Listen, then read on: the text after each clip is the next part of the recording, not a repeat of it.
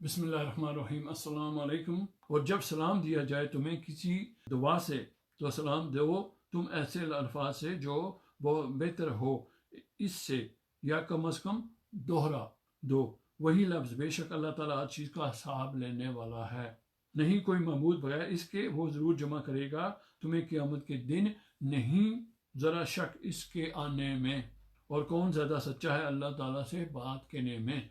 सो यहाँ पे अल्लाह ताला कह रहे हैं कि जब एक मोमन दूसरे मोमन से मिले तो सलाम कहो, यानी अस्सलाम वालेकुम कहो। और जब घर में आओ, अब बहुत सारी चीज़ें यहाँ पे इंशाअल्लाह मैं शेयर करूँगा।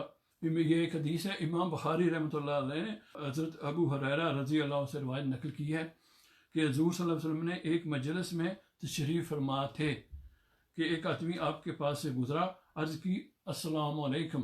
हुज़ूर सल्लल्लाहु अलैहि वसल्लम ने इरशाद फरमाया 10 नेकियां। दूसरा आदमी गुजरा, अर्ज़ की अस्सलाम वालेकुम व रहमतुल्लाह, फरमाया 20 नेकियां। एक और आदमी गुजरा, अर्ज़ की अस्सलाम वालेकुम व रहमतुल्लाह, फरमाया 30 नेकियां।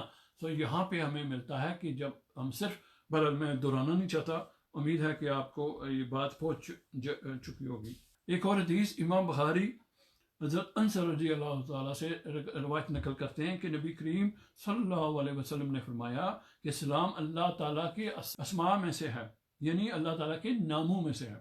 एक अस्मा में से एक इसम है जिसे अल्लाह ताला ने ज़मीन में रखा, आपस में सलाम को आम करो। सो अस्मा जो हैं अल्लाह ताला की, जब जैसे हम आप जानते हैं अल्हम्दुलिल्लाह कि अल्लाह ताला के जो प्यारे प्यारे 99 नाम हैं, उनमें से ये छठा नाम है सलाम। अल्लाह सबसे पहला, फिर अर्रहमान, फिर अर्रहीम, फिर अल-मालिक, अल-कुद्दूस, अस्सलाम।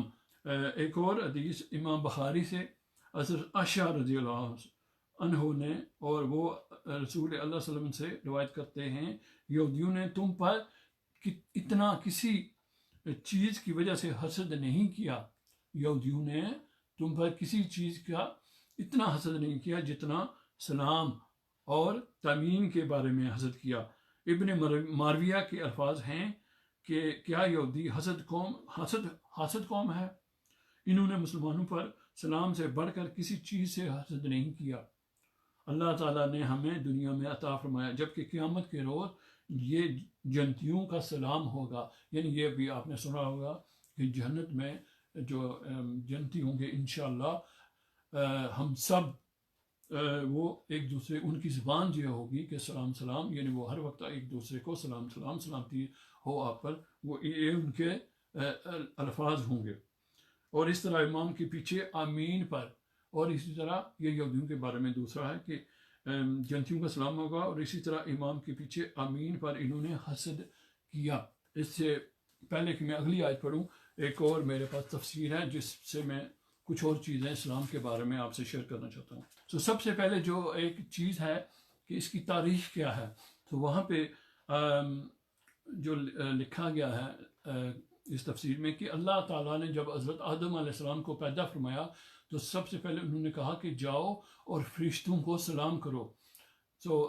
और अल्लाह ताला ने कहा कि उनके जवाब को ध्यान से सुनना, क्योंकि ये तुम्हारे आने वाली नस्लों की, जब वो आपस में मिलेंगे तो ये उनका एक तर्ज गुफ्तगू होगा, इससे वो शुरू गुफ्तगू करेंगे। तो आप जो आदम अलैहिस्सलाम से थे, वो जब गए तो आपने फरिश्तों को कहा अस्सलाम वालेकुम, और फरिश्तों ने जो कहा वो था वालेकुम अस्सलाम व रहमतुल्लाह। आगे बहुत सारी जो रूलिंग्स हैं सलाम के बारे में, वो ये हैं कि जब भी आप मुसलमान किसी को मुसलमान से मिलें तो आप उसको सलाम करें। जब आप घर में दाखिल हों तो अपने घर वालों को सलाम करें। और यहाँ पे एक और चीज़ जो अल्हम्दुलिल्लाह मैंने पढ़ी है, वो ये है कि जब आप घर में हों तो सलाम करें, और उसके साथ जो कोई भी सूरह इखलास यानी कुल हुवल्लाहु अहद पढ़ेगा एक मरतबा, सिर्फ एक मरतबा, तो अल्लाह ताला कहते हैं कि उसके, ये आप सल्लल्लाहु अलैहि वसल्लम की हदीस है कि रब्बुल इज़्ज़त को उसको इतना गनी कर देंगे कि ना वो खुद इतना गनी हो जाएगा बल्कि वो दूसरों की भी मदद करेगा। तो ये कितनी खूबसूरत बात है।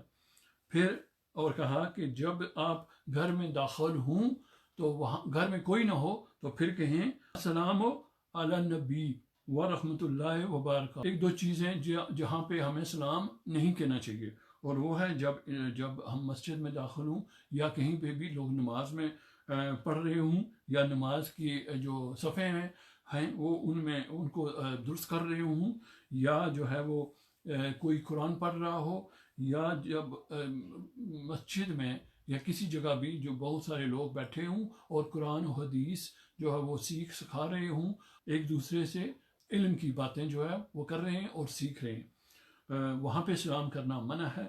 اور جب کوئی پیشاب کی غرض سے باتھ روم میں ہو تو وہاں پہ سلام کرنا منع ہے، لیکن اگر کوئی کہہ دے تو اس کا جواب دینا ضروری نہیں ہے. 5 جو ہیں باتیں آپ صلی اللہ علیہ وسلم سے، کہ آپ نے کہا کہ بہترین انسان وہ ہے جو سلام میں پہل کرے. تو آگے ایک اور حدیث آپ صلی اللہ علیہ وسلم نے فرمایا کہ جو سواری پہ ہے، جو بھی سواری ہو، اسے چاہیے کہ وہ پیدل چلنے والے کو سلام کرے. جو پیدل چل رہا ہے اسے چاہیے کہ وہ بیٹھے ہوئے کو سلام کرے. اور جو فرض کریں 3 آدمی آ رہے ہیں اور دوسری طرف سے ایک آ رہا ہے یا 2 آ رہے ہیں، تو جس طرف سے 3 آ رہے ہیں ان کو چاہیے کہ وہ سلام میں پہل کریں. اور پھر آپ نے صلی اللہ علیہ وسلم نے فرمایا کہ چھوٹوں کو چاہیے کہ وہ بڑوں کو سلام میں پہل کریں. اور ایک چیز یہاں پہ بہت خوبصورت ہے کہ جہاں پہ تو ایک ایسا ماحول جہاں پہ مسلمان بھی ہیں اور نن مسلم بھی ہیں، تو وہاں پہ آپ کو سلام کہنا چاہیے. اور جہاں پہ آپ جائیں کسی ایسی جگہ جہاں پہ کوئی مسلمان نہیں ہے اور صرف نن مسلمس ہیں، تو وہاں پہ آپ کو ایک اچھے طریقے سے خوش اخلاقی سے انہیں جو بھی ان کی جو طرز گفتگو ہے اس سے کریں. اور ایک جو بات جو ہم یہاں پہ کرتے ہیں وہ لفظ استعمال ہوتا ہے جب ہم صبح جب ہم کام پہ جاتے ہیں تو گڈ مارننگ کہتے ہیں یا گڈ آفٹرنون کہتے ہیں. تو اس کے بارے میں کہا گیا ہے کہ آپ گڈ جو لفظ ہے اس کو ہٹا دیا گیا اور صرف جو کہتے ہیں کہ مارننگ یا وہ کہتے ہیں کہ آفٹرنون. سو اس سے منع کیا گیا ہے کہ گڈ مارننگ کہیں اور گڈ آفٹرنون کہیں. آگے جو ہے یہ ہے کہ یہ پیراڈائز یعنی جنت میں جو لوگ ہوں گے ان کی یہ زبان ہوگی، یہ میں پہلے کہہ چکا ہوں. اب ایک اور بہت خوبصورت بات ہے یہاں پہ کہ جب آپ سلام میں پہل کریں چلتے ہوئے یا گھر میں آتے ہوئے یا کہیں پہ بھی، تو پھر جو انسان کے 2 ساتھ جو فرشتے ہوتے ہیں ان کو بھی سلام کریں. یعنی نیت میں کر لیں کہ جب آپ سلام بولیں تو آپ کی سوچ میں یہ ہونا چاہیے کہ میں جو اس بندے کے ساتھ جو فرشتے ہیں 2 ان کو بھی میں سلام، ان کی طرف بھی سلام. پھر یہ کہا گیا ہے کہ جب وہ فرشتے یعنی فرشتوں کا مقام تو ہم سے کہیں زمین آسمان کا فرق ہے، تو جو فرشتے آپ کو اس سلام کا جواب دیں گے تو اس لحاظ سے جو آپ کو اللہ تعالیٰ کی طرف سے جو رحمت ملے گی اس کا اندازہ جو ہے شاید ہم نہیں کر سکتے. ایک تو یہ بات. دوسری بات یہ ہے کہ جب آپ نماز میں سلام پھیرتے ہیں تو جو بھی آپ کے دائیں آپ کے جو سیدھے ہاتھ کی طرف ہیں یا الٹے ہاتھ کی طرف سے، تو جب آپ سلام پھیریں پہلے تو جتنے بھی آدمی ہیں آپ کے دائیں طرف بائیں طرف ان کو بھی سلام، اور ان کے ساتھ جو فرشتے ہیں ان کے لیے بھی آپ کے اندر ایک سوچ ہونی چاہیے، ایک نیت ہونی چاہیے. اسی طرح دوسری طرف بھی آپ جب سلام کریں تو جو لوگ بھی آپ کے الٹی طرف ہیں ان کو بھی سلام، اور ان کے ساتھ جو فرشتے ہیں ان کو بھی سلام. پھر جو امام صاحب ہیں جو مسجد میں ڈیپینڈ ہے کہ وہ کس طرف ہیں، تو جب ہو سکتا ہے کہ آپ کی ایسی پوزیشن ہو جب وہ آپ کی دائیں طرف ہیں یا بائیں طرف ہیں، تو پھر ان کا جو ہے ان کو بھی سلام، اور ان کے ساتھ ان کے فرشتوں کو بھی سلام کہیں.